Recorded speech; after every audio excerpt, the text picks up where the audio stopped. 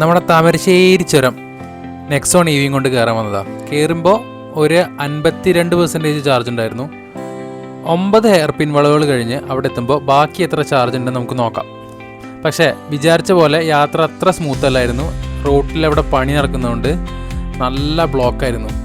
നല്ല ഇഴഞ്ഞാ പോവേണ്ടി വന്നത്. അതുകൊണ്ട് തന്നെ 52 എന്നുള്ളത് 44 പിന്നെ അത് 37 മേളിലെത്തിയപ്പോഴേക്കും. പിന്നെ കുറച്ച് കാഴ്ചകളൊക്കെ കണ്ട് ഒരു 10 കിലോമീറ്ററും കൂടെ ഓടി ഞാൻ തിരിച്ചിറങ്ങി. ഇത് ഫുൾ ലോഡിലാണ് കേട്ടോ. ഞങ്ങൾ 5 പേരുണ്ട്. തിരിച്ചു വരുമ്പോഴും നല്ല ബ്ലോക്ക് കിട്ടി. അതുകൊണ്ട് വിചാരിച്ച അത്ര ചാർജ് തിരിച്ചു കയറിയില്ല. പക്ഷെ എന്നാലും ഒരു 3% ഒക്കെ തിരിച്ചു കിട്ടി. അപ്പോൾ ഇതിൽ നിന്ന് മനസ്സിലാക്കാവുന്ന എന്താണെന്നറിയോ, ഒരു ചുരം കയറാൻ പോകുമ്പോൾ ഒരു 30-40 കിലോമീറ്റേഴ്സ് എക്സ്ട്രാ കരുതുന്നതാണ് നല്ലത്. ഇല്ലെങ്കിൽ ചിലപ്പോൾ പണി കിട്ടും. പക്ഷേ ഒന്നും പേടിക്കണ്ട, എല്ലായിടത്തും ഇഷ്ടംപോലെ ചാർജിങ് സ്റ്റേഷൻ ഉണ്ട്. പഴയ പോലെ ഒന്നും അല്ല കേട്ടോ. അപ്പോൾ സംഭവമൊക്കെ സ്മൂത്തായിരുന്നു. ചെറിയ മഴയൊക്കെ കിട്ടി. അങ്ങനെ തിരിച്ച് വീട്ടിൽ.